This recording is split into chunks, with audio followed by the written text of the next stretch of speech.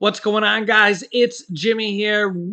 Take a look at all these things going on here in our country right now. Okay, first up, a federal judge rules that adults ages 18 to 20 cannot be blocked from purchasing handguns. In this new ruling here, a federal judge in Virginia has ruled that federal laws prohibiting 18 to 20-year-olds from getting handguns at federally licensed firearm dealers are unconstitutional. In a 71-page opinion, 71 pages. Remember being in high school or college and trying to write a 5 or 10-page report? Imagine writing a 71-page opinion. Note the key word is opinion here, because you put 10 different judges up there and you're going to get probably 10 different type of opinions, right? In a 71-page opinion released in the U.S. District Court for the Eastern District of Virginia, Richmond Division, Senior U.S. District Judge Robert E. Payne ruled that federal laws and regulations barring the dealers from selling handguns to adults ages 18 to 20 violates the Second Amendment. Payne ruled in favor of 4 men between the ages of 18 to 20 who expressed a desire to purchase handguns from the federally licensed firearm dealers, denying the defense's motion to dismiss, granting the plaintiffs a summary judgment. According to the filing, one of the plaintiffs, John Corey Fraser, had tried to buy a Glock 19 handgun from such dealer, but the dealer denied the purchase because of federal law, and he was under 21. Federal law denied this. You guys can let me know your thoughts on this. The Gun Control Act of 1968 already allows individuals 18 and older to buy shotguns and rifles, but handguns can be sold only to individuals 21 and older. Now, arguably, shotguns and rifles are both more powerful, but cannot be, easily taken on the street and concealed, right? The judge concluded that the Second Amendment's right of the people to keep and bear arms applies to people in that age group, 18 to 20.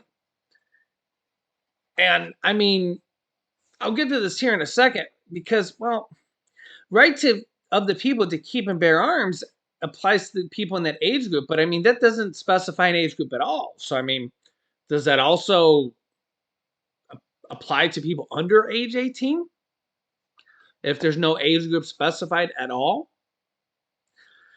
Because the statutes and regulations and questions are not consistent with the nation's history and tradition, they therefore cannot stand. The Washington Post, which first reported on the new opinion, reported that the Justice Department is expected to appeal the decision. According to the outlet, people under 21 years old are still not allowed to buy handguns from the licensed dealer before a final order has been entered in the case. And this is why, it's been made a law here.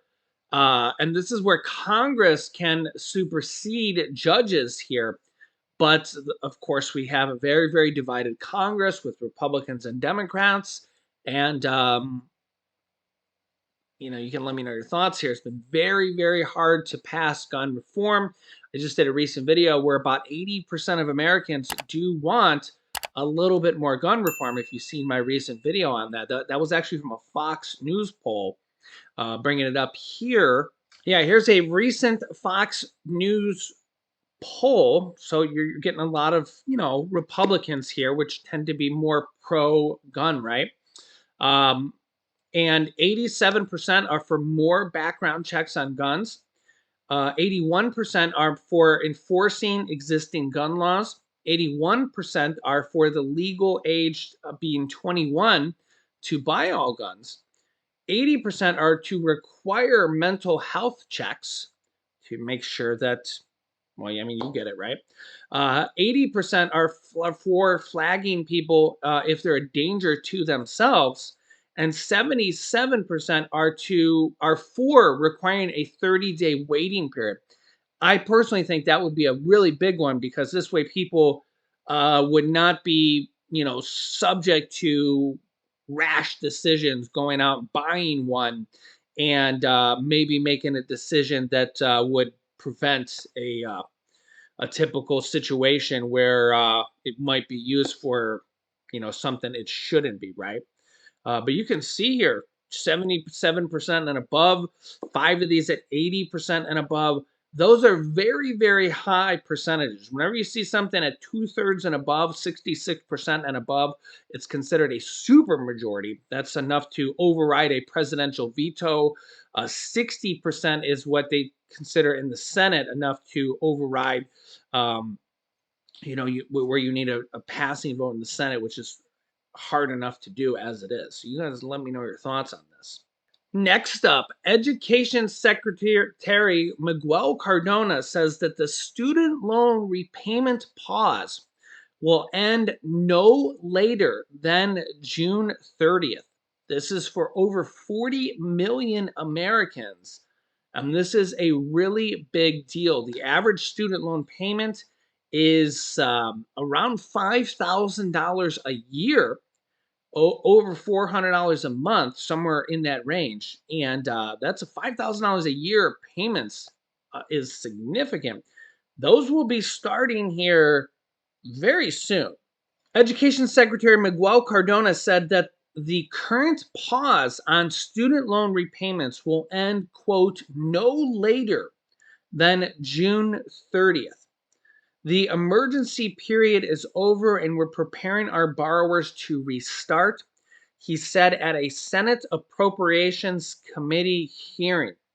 The current pause on student loan repayments, announced in November, is set to end 60 days after June 30th or 60 days after the Supreme Court issues its long awaiting ruling on debt relief, which all that is a little bit confusing. But when we go back to his quote here, and we are committed to making sure that once the decision is made, that we are going to resume payments 60 days after, but no later than June 30th. We are going to begin that process. No later than June 30th. So just remember that day. June 30th is basically when the payments are going to restart.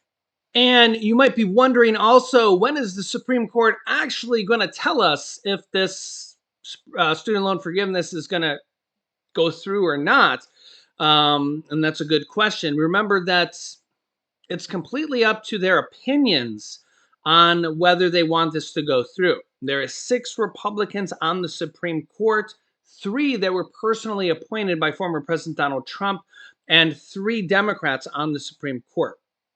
And it's very likely we could see a 6-3 decision, or a 5-4 decision, or a 4-5 decision. It's very likely it's going to be something along those lines.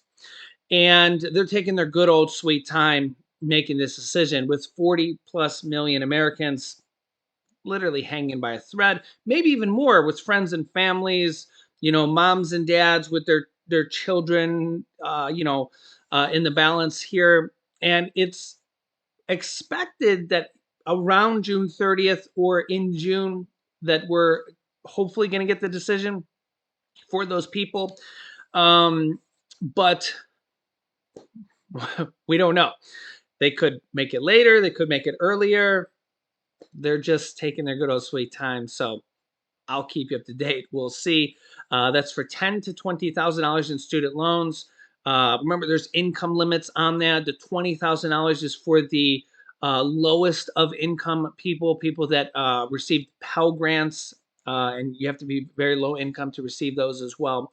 And we'll see. I'll keep you up to date.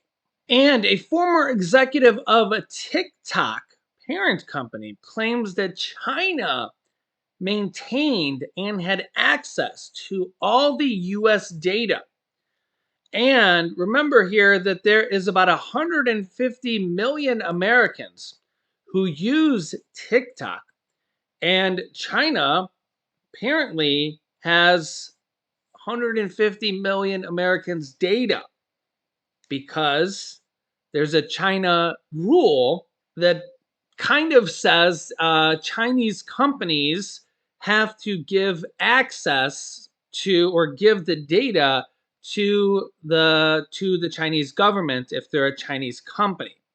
And this executive here, ByteDance, which is the parent of TikTok, a former executive for TikTok's parent company, ByteDance, has claimed that the Chinese government maintained the access to the company's US data for like 150 million Americans.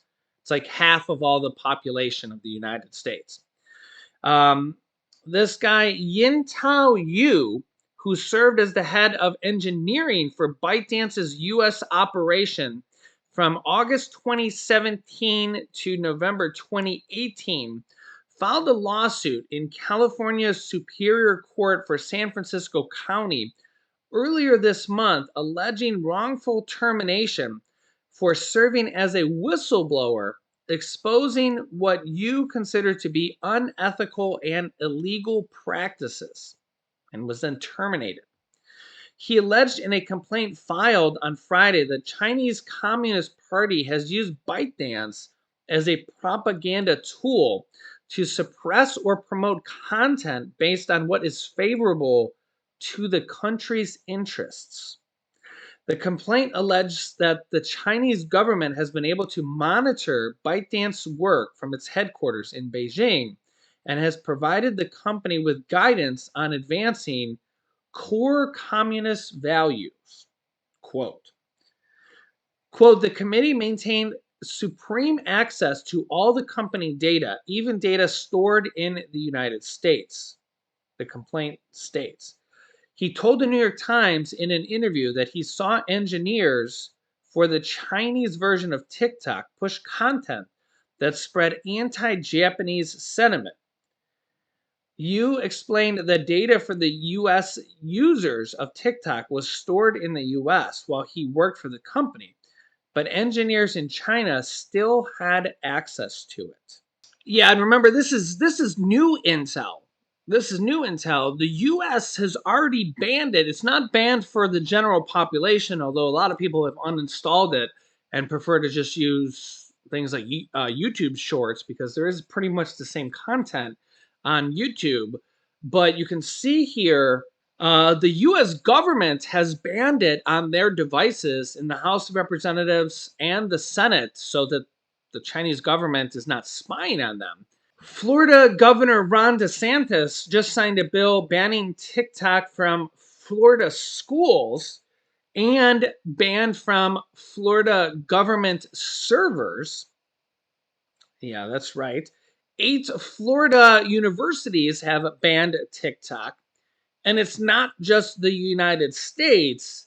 Also, the United Kingdom has banned TikTok, and maybe even other countries. I haven't looked that far into it, but you can see it's not just the United States that has this concern.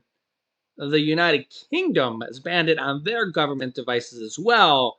So you can see here there's a lot of concerns for this because they're literally just sending their data over to the Chinese Communist Party, and apparently they collect a lot of data. So if you have TikTok on your phone or your iPad or anything like that, at least you can say, I warned you. You might want to uninstall it. It's totally up to you. If not, no big deal. But just know that they literally have the same type of content on YouTube and Facebook because I've seen it. So if you want to, it's up to you. But at least you know. At least you know. But you guys can let me know your thoughts. There is a possible, because they've considered it, our government is considering banning it completely for all of the country. It hasn't happened yet, but you guys can let me know your thoughts on this. I'll keep you up to date here with everything going on here in our country on a daily basis. So if you haven't yet, make sure to subscribe to our YouTube channel. It's completely free to do so. Click the bell icon after you subscribe so you don't miss out on any new videos that come out here every day. at 10 a.m., 3 p.m., and 8 p.m. Eastern Standard Time. Thanks for liking and sharing our videos. It really helps out our YouTube channel. And here's some videos you should watch next. Click here to see what is happening at the border. It's pretty shocking. And did the US just threaten to blow up Taiwan? Yeah, kind of. So click on one of those videos next. Thanks for watching, guys, and I'll see you in the next video.